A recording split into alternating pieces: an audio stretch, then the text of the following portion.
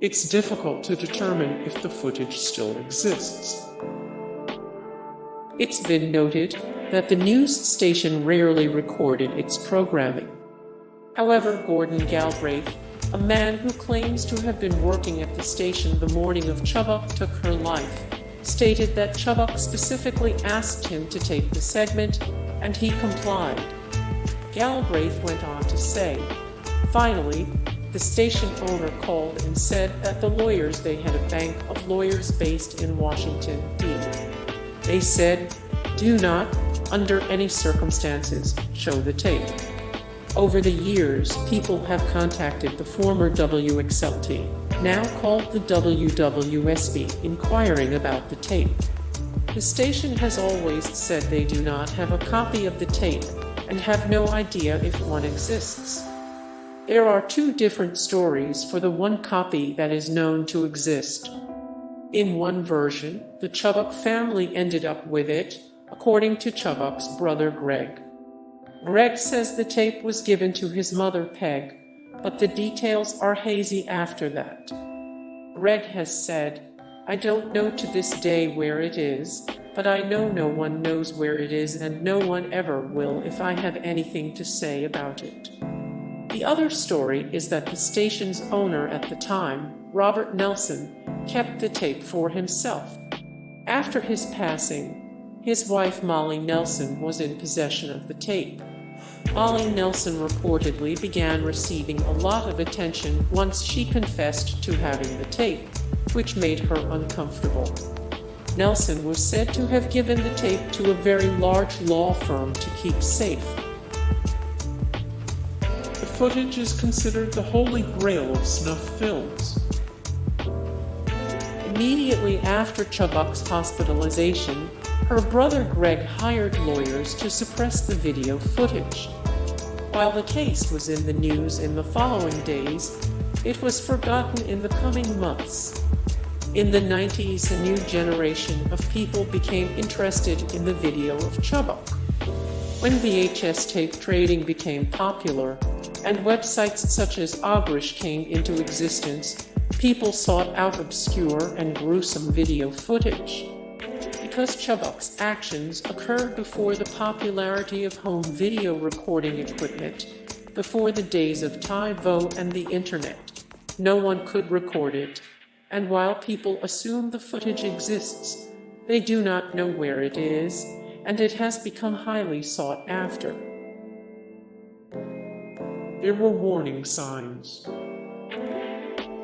On July 8, 1975, a week before Chubbuck committed the act, she casually told the night news reporter, 22-year-old Rob Smith, that she had bought a gun. When Smith inquired as to why Chubbuck would purchase a firearm, she responded, well, I thought it would be a nifty idea if I went on the air live and just blew myself away, after which she laughed. Smith did not take her seriously and changed the subject to something lighter. Also that same week, Greg Chubbuck, Chubbuck's brother, and his fiancée went to visit her and use her washing machine.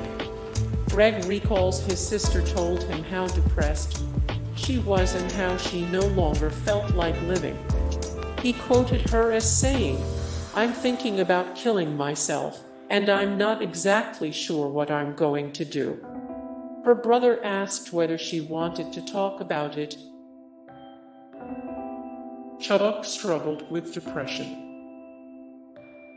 Throughout her life, Chubbuck had suffered from depression and had seen several different psychiatrists for treatment. Her brother Greg noted that their parents had spent a great deal of money trying to figure out what was wrong with their daughter. In the 70s, depression wasn't treated as it is today, and it was viewed as a character flaw rather than a medical illness.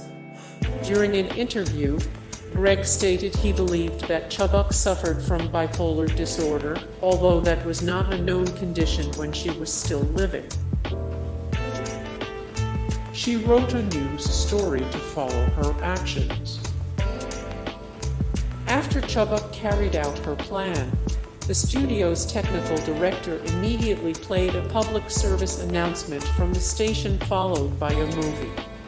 After Chubbuck was taken to the hospital, the news director, Mike Simmons, looked over a blood-splattered stack of papers, which was Chubbuck's script from that morning, and it detailed her plans.